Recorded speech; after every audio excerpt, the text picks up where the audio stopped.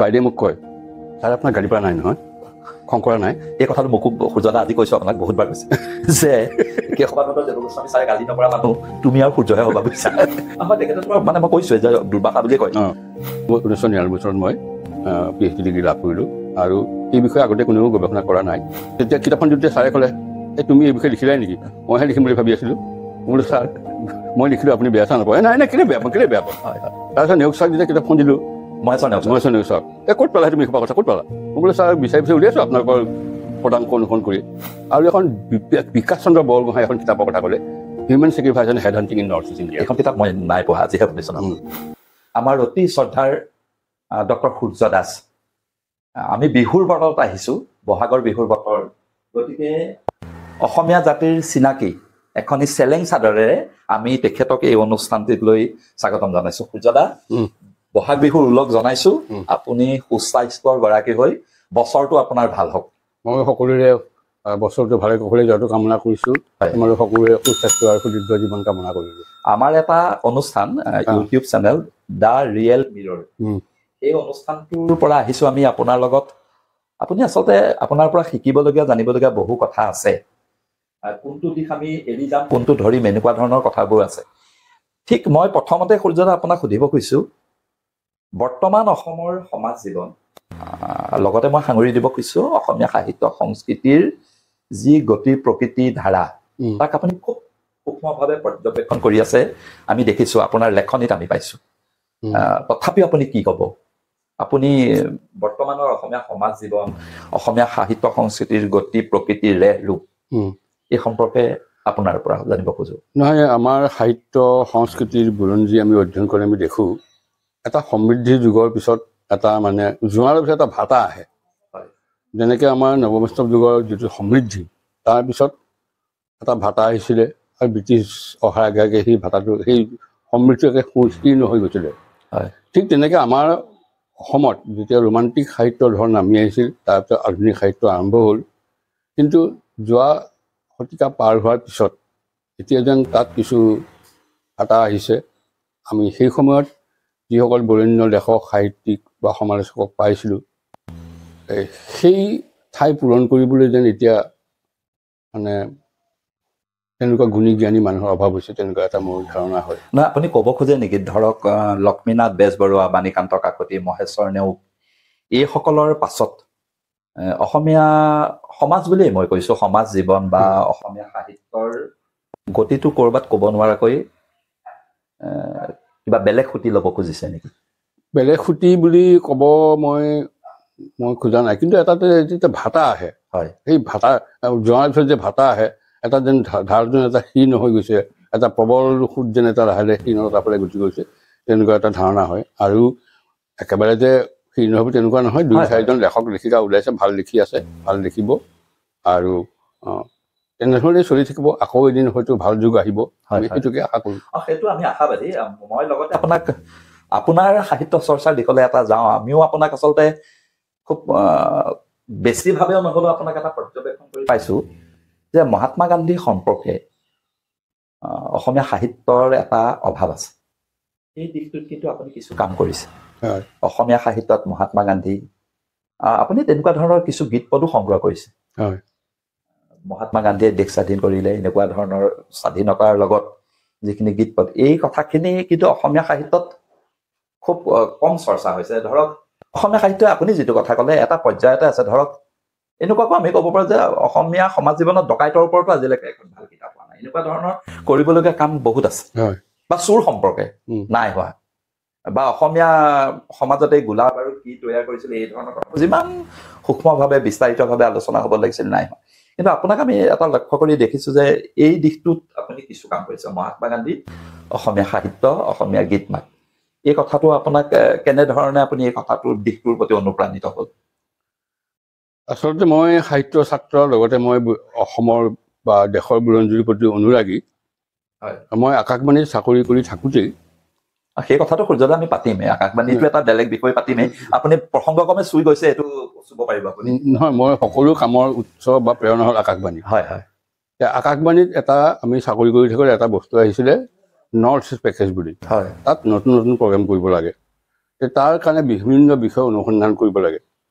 তেনেধৰণে অনুসন্ধান কৰোঁতে কৰোঁতে মই দেখিলোঁ যে গান্ধীজী সম্পৰ্কে আমাৰ অসমীয়া ভাষাত চৰ্চা হোৱা নাই, বিশেষকৈ অসমীয়া সাহিত্যত মহাত্মা গান্ধী সম্পৰ্কে চৰ্চা হোৱা নাই। আৰু মই যিহেতু অকণমান লোকগীত বা লোক সংস্কৃতি সম্পৰ্কেও কিছু অধ্যয়ন বা আলোচনা কৰিছোঁ, তাত দেখিলোঁ যে অসমীয়া ভাষাত মহাত্মা গান্ধী সম্পৰ্কে মানুহে বহু গীত মাত ৰচনা কৰি থৈ গৈছে, বহু গীত লিখিছে স্বাধীনতা সংগ্ৰামৰ সময়ত বা তাৰ পিছতো। গতিকে সেই সম্পৰ্কে চৰ্চা হোৱা নাই। গতিকে মই আকাশবাণীৰ কাৰণেই হওক বা মোৰ নিজৰ কাৰণেই হওক, মই অসমীয়া সাহিত্যত মহাত্মা গান্ধী বুলি কিতাপখন প্ৰথমতে ভবা নাছিলোঁ।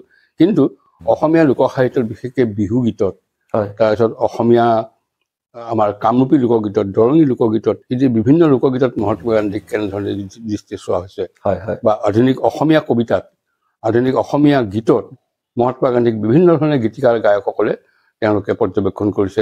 মহাত্মা গান্ধীক গীত লিখিছে, কথা উনুকিয়াইছে, গীত লিখিছে, কবিতা লিখিছে। আনকি চন্দ্ৰকুমাৰ আগৰৱালাই এটা কবিতা আছে মহাত্মা গান্ধী সম্পৰ্কে, অকণমান যদি পাৰে। এতিয়া কবিতা মনত পৰা নাই মোৰ বাৰু।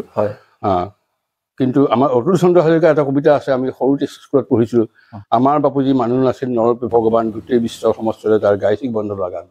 জ্যোতিপ্ৰসাদ আগৰৱালাই লিখিছে, জ্যোতিপ্ৰসাদ আগৰ কবিতা আছে, জুই, এনেধৰণৰ কবিতা আছে। আৰু জ্যোতিপ্ৰসাদ আগৰৱালাই ভালেখিনি কবিতা মহাত্মা গান্ধীক লৈ লিখিছে। আৰু মহাত্মা গান্ধীয়ে তেখেতৰ জীৱনত বহুত মানে প্ৰভাৱ বিস্তাৰ কৰিছিলে। বিশেষকৈ প্ৰকৃত যেতিয়া আহিছিলে 1921 চনত মহাত্মা গান্ধীয়ে সেৱা শুশ্ৰূষা কৰি তেতিয়া খুব সন্তুষ্টি লভিছিলে। জ্যোতিপ্ৰসাদে মহাত্মা গান্ধীক ভাল পাইছিলে, মহাত্মা গান্ধী জ্যোতিক ভাল পাইছিলে। তেতিয়া এষাৰ কথা সুধিছিলে যে তুমি কি কৰিছা? জ্যোতিয়ে কৈছিল যে মই এতিয়া মেট্ৰিক দিছোঁ আৰু এখন মই নাটক লিখিছোঁ। কি নাটক লিখিছা? যে ক'লে কাহিনীটো ক'লে যে তাত কি আছে বোলে, এইটো মুক্তিৰ কথা আছে, এইখন নাটকতো মুক্তিৰ কথা আছে। আৰু তেনেকৈ জ্যোতিপ্ৰসাদক প্ৰভাৱান্বিত কৰিছিলে। আৰু সেই জ্যোতিপ্ৰসাদৰে মহাত্মা গান্ধীৰ প্ৰভাৱেৰে প্ৰভাৱান্বিত হৈ সম্পূৰ্ণ আনকি তেজপুৰৰ পকিলেও মহাত্মা গান্ধী তাতে আছিল, জ্যোতিপ্ৰসাদৰ ঘৰতে আছিলে। জ্যোতিপ্ৰসাদে আলপৈচান ধৰিছিলে। গতিকে সম্পূৰ্ণ ভলণ্টিয়াৰ হৈ গ'ল। গতিকে এনেধৰণে এইবোৰ কথাৰে গোটেই কথাবোৰ সামৰি মই অসমীয়া সাহিত্যত মহাত্মা গান্ধী বুলি কিতাপখন লিখিছোঁ। সূৰ্যদা, আপোনাৰ এইখিনি কথাটো আমি জানিছোঁ বা কিতাপখনো আমাৰ হাতত আছে, অসমীয়া সাহিত্যত মহাত্মা গান্ধী এইখন কিতাপ। আৰু এইখন সঁচাকৈ অসম প্ৰকাশন পৰিষদে প্ৰকাশ কৰিছে। খুব অসমীয়া সাহিত্যৰ বাবে এখন গুৰুত্বপূৰ্ণ গ্ৰন্থ বুলি আমি বিবেচনা কৰি আহিছোঁ। আৰু এই কিতাপখনে যথেষ্ট চাহিদাও আছে, মানুহে বিচাৰিছোঁ কিতাপখন। ইয়াত লিখিছে, গান্ধী টুপি পিন্ধি লৈ ভলণ্টিয়াৰ হোমে গৈ খদ্দৰৰ চোলা পিন্ধি দেশৰ হকে যুঁজিমগৈ। বিহু নাম হুঁচৰি বায়ো দলৌ চৰাই, গান্ধীৰ নাম লৈ ওলাই, হুঁচৰি বায়ো দলৌ চৰাই, বিদেশী বস্ত্ৰ দে দলিয়াই, এনেধৰণৰ কথাও আহিছে। মই লগতে মহাত্মা গান্ধীৰ সম্পৰ্কে আৰু এটা আপোনাক সুধিব খুজিছোঁ। আপোনাৰ ঘৰৰ কাষতে অকণমান আমি সোমাই আহোঁতে পাইছোঁ গান্ধী স্মাৰক। অকণমান কওকচোন, তাৰ লগতো কথাটো জড়িত, আপোনাৰ হাঁহিটোৱে কয় কথাটো।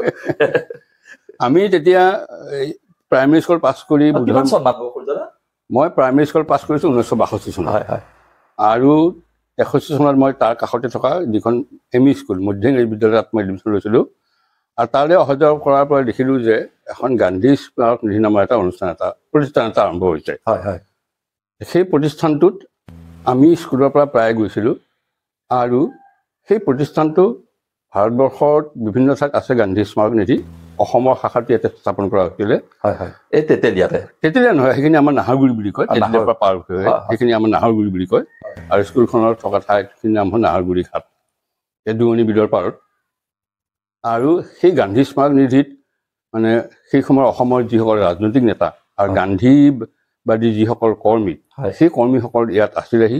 ইয়াতে প্ৰত্যেক দিনাখনে সূতা কটা হৈছিলে, খদ্দৰৰ কাপোৰ বোৱা হৈছিলে। গতিকে সেই ধৰণৰ কামবোৰ হৈছিলে। এই অঞ্চলৰ শিপিনীয়ে বোৱা কথা কৰে। আৰু গান্ধীৰ বিষয়ে ইয়াত নিয়মিতভাৱে চৰ্চা হৈছিলে। আৰু তেতিয়া মই দেখিছিলোঁ যে ৰহাৰ পৰা এজন গান্ধীবাদী ব্যক্তি আহিছে, তেওঁৰ নাম তুলসী গগৈ, যাদৱ বৰুৱা। তেতিয়া তেখেত একদম মানে পকা চেহেৰা বুঢ়া মানুহ এজন, আমাক খুব মৰম কৰিছিলে। আনকি মই দেখিছিলোঁ ইয়াতে আমাৰ নৃত্যাচাৰ্য যতীন গোস্বামী ইয়াত আছিল। আৰু যতীন গোস্বামীৰ পৰা আমি কিছু গীত মাত শিকিছিলোঁ। আৰু তেখেতৰ আৰু এজন লগৰীয়া আছিলে তীৰ্থ বৰুৱা বুলি। আৰু সেই সময় অসমৰ যিসকল ৰাজনৈতিক নেতা সকলোৱে ইয়ালৈ এবাৰ নহয় এবাৰ আহিছিলে। আৰু বহুত ডাঙৰ ডাঙৰ সভা হৈছিল। তেওঁলোকে সমৃদ্ধ কৰিছে আমাৰ গান্ধী স্মাৰক নিধিখন। আৰু সেই সময়ত ৰাজকুমাৰ সুৰেশ্বৰ গোহাঁই আছিলে ইয়াৰে সম্পাদক। এনেধৰণৰ অসমৰ বিশিষ্ট ব্যক্তিসকল সেই সময়ত বিষ্ণুৰাম মেধি, তাৰপিছত মহেন্দ্ৰ মোহন চৌধুৰী, বিমলা প্ৰসাদ চৌধুৰী, বাগ্মীবৰ, নীলমণি ফুকন, এই সকলো ব্যক্তি ইয়াতে সমাগম হৈছিলে আৰু বহুত ডাঙৰ ডাঙৰ সভা হৈছিলে। এইটো সঁচাকে এটা মানে মন কৰিবলগীয়া কথা যে এইসকলৰ ব্যক্তিৰ সান্নিধ্যৰে বা তেখেতসকল ইয়ালৈ আহিছিল, তেখেতসকলে ইয়াক মানে সমৃদ্ধ কৰি লৈছে। মই সাহিত্য সম্পৰ্কে অন্য এটা কথালৈ যাওঁ যে ডক্টৰ সূৰ্য দাস, বহুতে নাজানে হয়তো, তেখেতে এটা বৰ অগতানুগতিক বুলিয়ে কৈছো, অগতানুগতিক বিষয়ত PhD কৰিছে। অসমত নৰবলি প্ৰথা হয়নে? আৰু তেখেতে সেই গৱেষণা কাৰ্য কৰিছে অসমৰ এগৰাকী বিশিষ্ট সাহিত্যিক বৈষ্ণৱ পণ্ডিত শংকৰদেৱ বঁটা বিজয়ী আমাৰ অতি শ্ৰদ্ধাৰ প্ৰয়াত ডক্টৰ কেশৱানন্দ দেৱগোস্বামী ছাৰৰ অধীনত। গতিকে এনেকুৱা বিষয় এটা, আৰু যিজনক ডিব্ৰুগড় বিশ্ববিদ্যালয়ত দুৰ্ভাষা বুলি কয়, সেই ছাৰৰ অধীনত আপোনাৰ এই গৱেষণা কৰ্ম আৰু আপোনাৰ বিষয়টো মানে কিয় এনেকুৱা বিষয় এটা আপুনি ললে? মই ডিব্ৰুগড়ত যেতিয়া চাকৰি কৰি আছিলো ৰেডিঅ'ত আপুনি কিমান সময়ত চনত সোমাইছে? মই 1966 চনত সোমাইছো ডিব্ৰুগড় ৰেডিঅ'ত নেকি? ডিব্ৰুগড় ৰেডিঅ'ত ৰেডিঅ'ত কথাখিনি পাতিমেই বাৰু, এটা বেলেগ বিষয়। তেতিয়া এবাৰ আমাৰ তেতিয়া যিজন আমাৰ সঞ্চালক বীৰেন্দ্ৰ কুমাৰ ফুকন, তেখেতে বিশিষ্ট সংগীতজ্ঞ, তেখেতে কমৰ সমাজ এটা অনুষ্ঠান কৰিবলৈ ক'লে বিচিত্ৰা বুলি। সেই অনুষ্ঠানটোত উত্তৰ পূৰ্বাঞ্চলৰ বিভিন্ন জাতি জনজাতি কৃষ্টি সংস্কৃতি গীতৰ প্ৰচাৰ কৰিবলৈ দিলে। আৰু কমৰ শৰ্মা যেতিয়া 3 মাহৰ ট্ৰেইনিঙৰ কাৰণে গ'ল দিল্লীলৈ, তেতিয়া মোৰ যিসকল মানে কি কমিটি ইংৰাজীত, মোৰ যিসকল মানে ইংৰাজীতে ক'লো ইমিডিয়েট বছ, তেখেতসকলক সুধিলে যে বিচিত্ৰাটো কোনে চাব? বীৰেন ফুকন ছাৰে মোৰ ওপৰত অতি আস্থা প্ৰদৰ্শন কৰি ক'লে কৈছে আমাৰ য়ং ইণ্টেলিজেণ্ট সূৰ্য দাসকে চাবলৈ দিয়া। ঠিক এই শব্দকেইটা কৈছিলে। সেই 3 মাহ মই নিজৰ কামৰ উপৰিও এই বিচিত্ৰা অনুষ্ঠানটো 20 মিনিটৰ অনুষ্ঠান, তাৰ কাৰণে সেই দুটা অনুষ্ঠান চাওঁ আৰু তাৰ কাৰণে বহুত মই লিখা মেলা কৰিবলৈ ল'লোঁ। কাৰণ সদায় প্ৰবন্ধ পাতি লাগে, তাৰ কাৰণে মই লিখিবলৈ ল'লোঁ। আৰু বিভিন্ন বিষয়ে অনুসন্ধান কৰোঁতে কৰোঁতে অসমৰ নৰবলি সম্পৰ্কে মই জানিব পাৰিলোঁ। আৰু সেই সম্পৰ্কে প্ৰথমে মই 2টা খণ্ডত এটা প্ৰবন্ধ লিখিলোঁ। প্ৰকাশ পাইছিল নে? সেইটো মই ৰেডিঅ'ত প্ৰচাৰ কৰিছিলোঁ। তাৰপিছত মই এই বিষয়ে অনুসন্ধান কৰোঁতে মই অনুসন্ধান কাৰ্য চলি থাকি একেবাৰে গুৱাহাটীত 1986 চনত আহি 90 চনত মই কিতাপ এখন কৰিলোঁ।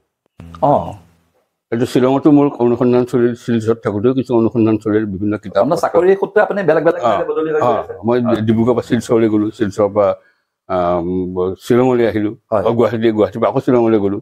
শ্বিলঙত যিটো এনথ্ৰপলজিকেল ছাৰ্ভে অফ ইণ্ডিয়া, তাত এগৰাকী চিনাকী মহিলা আছিল ডিব্ৰুগড়ৰে, গীতাঞ্জলি বৰুৱা, তেখেতে সুবিধা কৰি দিলে।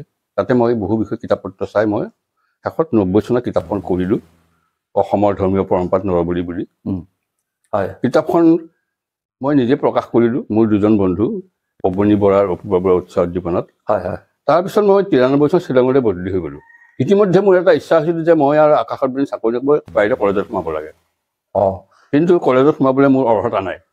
গতিকে ভাবি ল'লে যদি গৱেষণা কৰ্মটো কৰি ডক্টৰেটটো লগাই ল'ব পাৰোঁ, পাম কিজানি।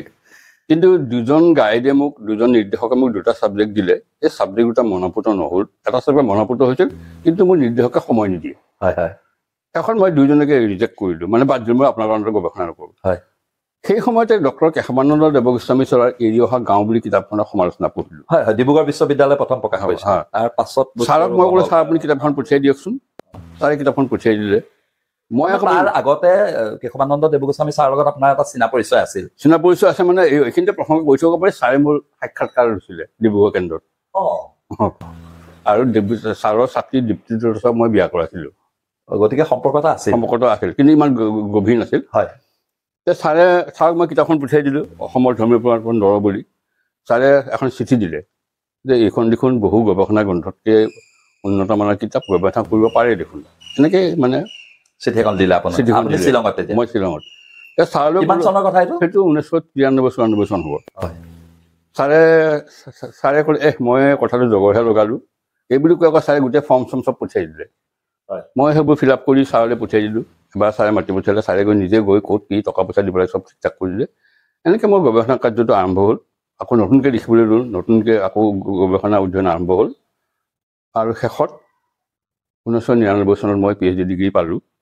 আৰু মই এটা কথা ভাবি ভাল লাগে, যেতিয়া মই ছাৰৰ ওচৰলৈ গৈছিলোঁ, বাইদেউ থাকি হয় হয় বাইদেৱে মোক কয় ছাৰ আপোনাৰ গাড়ী পৰা নাই নহয় খং কৰা নাই এই কথাটো মোকো সূৰ্যদা আজি কৈছো আপোনাক বহুতবাৰ কৈছে যে কেশৱানন্দ দেৱগোস্বামী ছাৰে গালি নকৰা মানুহ তুমি আৰু সূৰ্যহে হ'বা বুজিছা তোমাক গালি নাপায় নহয় মই বোলো মই কেতিয়াবা কয় উচ্চাৰণত ধৰে হয় তেখেতেতো মানে মই কৈছোৱে যে দুৰ্বাসা বুলিয়ে কয় ছাৰ আপোনাৰ গাড়ী পৰা মোৰ নাই মোৰ গাড়ী পৰা নাই আৰু ছাৰে মই যি লিখিছোঁ তাৰ কোনো বিশেষ সাল সলনি কৰা নাই কেৱল নিৰ্দেশে দিছে আৰু 2-4টা বাক্য যোগ কৰি দিছে আৰু শেষত মই 1999 চনত মই PhD ডিগ্ৰী লাভ কৰিলোঁ আৰু এই বিষয়ে আগতে কোনেও গৱেষণা কৰা নাই আৰু কিতাপখন লিখি যেতিয়া মই ডক্টৰ সত্যেন শৰ্মা ছাৰক দিছিলোঁ গুৱাহাটী বিশ্ববিদ্যালয় হয় ছাৰে ক'লে তুমি ডিব্ৰুগড় বিশ্ববিদ্যালয়ৰ অধীনত কৰিলোঁ তেতিয়া কিতাপখন যেতিয়া ছাৰে ক'লে তুমি এই বিষয়ে লিখিলাই নেকি মইহে লিখিম বুলি ভাবি আছিলোঁ বোলো ছাৰ মই লিখিলোঁ আপুনি বেয়া চা নাপায় নাই নাই কেলৈ বেয়া পাওঁ তাৰপিছত নেওগ ছাৰক যেতিয়া কিতাপখন দিলোঁ মহেশ্বৰ নেওগ ছাৰক ক'ত পালা তুমি এইসোপা কথা ক'ত পালা মই বোলো ছাৰ বিচাৰি উলিয়াইছোঁ আপোনালোকৰ পদাংক অনুসৰণ কৰি তেতিয়া ছাৰে মোক ছাৰৰ 2খন কিতাপৰ এখন ছাৰৰ কিতাপ ৰিলিজিয়নছ অফ নৰ্থ ইষ্ট এখন কিতাপ চাবা আৰু পাবা কিছু তথ্য কিতাপখন সুন্দৰ কৰিবা আৰু এখন বিকাশ চন্দ্ৰ বৰগোহাঁই এখন কিতাপৰ কথা ক'লে human sacrifice and head hunting in north east India এখন কিতাপ মই নাই পঢ়া আজিহে শুনিছোঁ এখন ৰাজ বুকছলৈ উলিয়াইছিলে হয় আৰু গুৱাহাটীলৈ আহি মই যোগিনী তন্ত্ৰ তাৰপিছত কালিকা পুৰাণ এইবোৰ কিতাপ মই বিচাৰি উলিয়ালোঁ কলিকতাৰ পৰা কিনি আনোঁ আৰু দত্তবৰে যোগিনী তন্ত্ৰখন প্ৰকাশ কৰিছিলে এইবোৰ কিতাপে মোক বিশেষভাৱে সহায় কৰিছিলে তেনেকৈ মোৰ PhDটো হ'লগৈ কিন্তু আপোনাৰ কলেজৰ চাকৰি কৰা নহ'ল বা বিশ্ববিদ্যালয়ৰ চাকৰি কৰা নহ'ল শেষত ৰেডিঅ'তে থাকি গ'ল ৰেডিঅ'ত এনেকৈ সোমালোঁ আৰু শেষত আৰু ওলাই আহিবলৈ মন নগ'ল আৰু এতিয়া সূৰ্যদা আমি ৰেডিঅ'লৈ যাম যে অসমৰ সমাজ জীৱনত ৰেডিঅ'ৰ যিটো প্ৰভাৱ যদিও আজিৰ সময়ত বৰ্তমান প্ৰেক্ষাপটত ৰেডিঅ'ৰ গুৰুত্ব কিছু কমিছে বুলি কয় কিন্তু সচেতন মানুহে এতিয়াও ৰেডিঅ'ৰ কাষৰ পৰা আঁতৰি অহা নাই এই কথাটো আমি অনুভৱ কৰোঁ আৰু ৰেডিঅ'ৰ সেই যিটো সোণালী অতীত যি সেই মাদকতা গোটেই কথাখিনিৰ লগত আপুনি খুব ওতঃপ্ৰোতভাৱে জড়িত আপোনাক কিন্তু আমি প্ৰথম গুৱাহাটীৰ ৰেডিঅ'তহে পাইছোঁ আকাশবাণী গুৱাহাটী আগৰখিনি আপুনি ডিব্ৰুগড়ত কৰিছে শ্বিলঙত কৰিছে এই সময়খিনি আপোনাক আমি তেনেকৈ পোৱা নাই বয়সৰ কথা হৈছে সূৰ্যদা ৰেডিঅ'লৈ আহোঁ আপোনাৰ জীৱনৰ মানে যিখিনি কৰ্মময় সময় এই গোটেই সময়খিনি আপুনি ৰেডিঅ'ত আছে চাকৰি সূত্ৰে প্ৰথম কথা আপুনি ৰেডিঅ'ৰ প্ৰতি বা ৰেডিঅ'ৰ চাকৰিৰ প্ৰতি কেনেদৰে আকৰ্ষিত হ'ল কিবা কাৰণ আছে নে আচলতে স্বাভাৱিকভাৱে চাকৰি যোগদান কৰিলেগৈ ৰেডিঅ'ত এই কথাটো জানিব খুজিছোঁ মোৰ এটা ইচ্ছা আছিলে যে ভৱিষ্যতে এখন মই কিতাপৰ দোকান দিম নহ'লে মই কলেজত কাম কৰিম নহ'লে মই এই আকাশবাণীত কথা ক'বলৈ মন যায় তেনেকুৱা কিবা এটা কৰিম এনেকুৱা এটা ভাৱ এটা এই কিতাপৰ দোকানৰ কথাটো কিন্তু আজিহে গম পাইছোঁ দেই কিতাপৰ দোকান দি যে সূৰ্যদা বহিব সেই কথাটো ভবা নাছিলো হয়তো এটা মানে সেইটোৰ পৰা কথাটো এনেকুৱা হ'লহেঁতেন যে খুব ডাঙৰ এটা প্ৰকাশন গোষ্ঠী হ'লহেঁতেন পাব্লিচাৰ এটা হ'লহেঁতেন নাজানো আৰু সেইটো মনৰ এটা ভাৱ আছিলে চখ আছিলে যি নহয় মই BA পাছ কৰি ইয়াতে আমাৰ তেতেলীয়াত আমাৰ ডাঙৰ ককাই ঘৰ এটা আছে তাতে বৌজনী থাকে বৌ তেতিয়া বিধৱা কাষতে এখন চাহৰ দোকান মোৰ ভিনদেউ এজনৰ দীপৰ ভিনী বুলি কওঁ তাতে এদিন দুপৰীয়া চাহ খাই থাকোঁতে মোৰ ককাই এজনে ডাকঘৰত কাম কৰে তেওঁ দৈনিক অসমখন লৈ আহিলে দীপৰ ভিনীয়ে দৈনিক অসম লয় তাতে দ্বিতীয় পৃষ্ঠাটো পিয়াই দেখিলোঁ যে আকাশবাণী ডিব্ৰুগড়ত এনাউন্সাৰ কম্পিয়াৰ লাগে মই এনাউন্সাৰ কম্পিয়াৰ কি বস্তু বুজি নাপাওঁ এটকা মানি অৰ্ডাৰ কৰিলে ফৰ্ম এখন পঠিয়াই দিব তেতিয়া এটকা মূল্য বহুত আমাৰ এজন শিক্ষক আছিলে নাহৰগুৰি হাইস্কুলৰ হেডমাষ্টাৰ প্ৰধান শিক্ষক হাঁচি মাৰি ছাৰক ক'লে ছাৰ মোক টকা এটা দিয়কচোন বোলে কেলে বোলে এনেকুৱা এটা কামত লওক মোক আপুনি বুলি কয় আপোনাৰ তেতিয়া তোমাৰ এটকা এটাৰ অভাৱ আৰু এটকা এটাৰ অভাৱ এটকাটো পালোঁ প্ৰবীণ কাক ক'লি তই তাক 10 পইচা দিলি তই এখন মানি অৰ্ডাৰ ফৰ্ম আনিবি প্ৰবীণকে 10 পইচা মানি অৰ্ডাৰ ফৰ্ম এখন দিলে আৰু 10 পইচা যোগাৰ কৰি money order form fill up কৰি লিখি দিলে please send an application form application ফৰ্মখন আহিলে আবেদন পত্ৰখন মানে শেষ তাৰিখ পাৰ হৈ যোৱাৰ পিছত ছাৰক সুধিলোঁ ছাৰ দেখোন তাৰিখে পাৰ হৈ গ'ল কি কৰোঁ ফিল আপ কৰি পঠিয়াই দিয়কচোন সেইখন কৰ্ণাৰ ফৰ্মটো দিয়ে পঠিয়াই দিলোঁ পাহৰি গ'লোঁ তাৰপিছত মই বিশ্ববিদ্যালয় গ'লোঁ 1976 চনৰ জানুৱাৰী মাহত মোৰ ককাই প্ৰিয়ৰাম দাস তেখেত গৈ পেলাই মোক এই ইণ্টাৰভিউলৈ মাতা কাগজখন দিলে সেইমতে মই ডিব্ৰুগড়লৈ ইণ্টাৰভিউ দিবলৈ গ'লোঁ ডিব্ৰুগড় ৰেডিঅ' আছিলে সেইখন মই চাকৰি পাম বুলি ভবা নাই তাৰপিছত আৰু ইণ্টাৰভিউ দি সাক্ষাৎকাৰ দি গুচি আহিলোঁ এপ্ৰিল মাহত আকৌ ককাই গ'ল প্ৰিয়ৰাম দাস হয়। কয় যে তই চাকৰি পাইছ। মই বোলো কি কৰোঁ এতিয়া, মোৰতো এমএটো শেষ হোৱা নাই। কি ক'লে MA কৰিছে আপুনি গুৱাহাটীত চাকৰি আছে ডিব্ৰুগড়ত, অসমৰ মোটামুটি ইমূৰ সিমূৰ হয়। ক'লে যে তই সিদ্ধান্ত ল'বি যি কৰ আৰু। তাৰপিছত আৰু কোনেনো কি উপদেশ দিব, মই নেওচা ওচৰলৈ গ'লোঁ। ছাৰক ক'লোঁ ছাৰ মই চাকৰি পাইছোঁ, কি কৰা যায়। তেতিয়া আকৌ সেই কলেজৰ অধ্যাপক পঢ়াইছে আৰু পঢ়াইছে হয় নৰ্মছৰ কথা আহিল। হয় ছাৰে ক'লে তোমাৰতো নৰ্মছ নাই ছাৰ, চাকৰি কৰাকৈ যোৱা, পিছত পৰীক্ষা দিবাহি। হয় এই ছাৰক সেৱা কৰি সেই ডিব্ৰুগড়লৈ গ'লোঁ। মই 21 এপ্ৰিলত গৈ ডিব্ৰুগড় জইন কৰিছোঁ 1976 চনত। 21 এপ্ৰিলত 1976 হয়। এই তেনেকৈ আৰম্ভ হ'ল ডিব্ৰুগড় যাত্ৰা। চাকৰি সূত্ৰে আপুনি গুৱাহাটীত বহুত দিন আছে শেষলৈ। মই 76 চনত ডিব্ৰুগড়ত সোমোৱাৰ পিছত মই আপুনি হেৰিতে সোমাইছে মানে ৰেডিঅ'ৰ ঘোষক হিচাপে। তাৰপিছত 78 চনত মই আৰু এটা পৰীক্ষা দিলোঁ আকাশবাণী গুৱাহাটী, সেইটো হ'ল ট্ৰেন্সমিশ্যন এক্সিকিউটিভ বুলি কয়, প্ৰচাৰণ কাৰ্যবাহী মানে আমাৰ মানে আকাশবাণীৰ ভাষাত। সেইটো জইন কৰিলোঁ ডিব্ৰুগড়তে 1978 চনত। তাৰপিছত 82 চনত মই UPSC পৰীক্ষা দিলোঁ। UPSC পৰীক্ষা দিলোঁ আমাৰ প্ৰগ্ৰেম এক্সিকিউটিভ পদটোৰ কাৰণে। সেইটোত মই চিলেকশ্যন পালোঁ। সেইটোত মই নিৰ্বাচিত হৈ মোক শিলচৰত যোগদান কৰিবলৈ দিলে 83 চনৰ সেই যিটো জনতা কাৰফিউ সেই দুৰ্যোগৰ মাজেৰে মই গৈ শিলচৰত যোগদান কৰিছোঁ। আৰু যাওঁতে ডিব্ৰুগড়ৰ পৰা আহোঁতে শিলচৰ যাওঁতে বহুত লতিঘটি হৈছে বাৰু, সেইবোৰ ক'ব খোজা নাই, তিতাকেহা বহুত আছে। আৰু তাতো গৈ কিছু অসুবিধাৰ সন্মুখীন হৈছিলোঁ। তেতিয়া মানে তাত কৈছিলে অসম আন্দোলন মানে কি আৰু এটা বিশেষ সম্প্ৰদায়ক খেদা আন্দোলন, মাৰপিট কৰা আন্দোলন বুলি কৈছিলে। সেইবোৰ কথা মই কিছু সাহসেৰে প্ৰতিবাদো কৰিছিলোঁ। কেতিয়াবা নীৰৱে শুনিবলগীয়াও হৈছিলে এই ধৰণে। 83 পৰা 86 মই শিলচৰত থাকিলোঁ, 86 মই গুৱাহাটীলৈ আহিলোঁ। আৰু তাৰপিছত 4 বছৰমানৰ কাৰণে মই শ্বিলঙলৈ গৈছিলোঁ।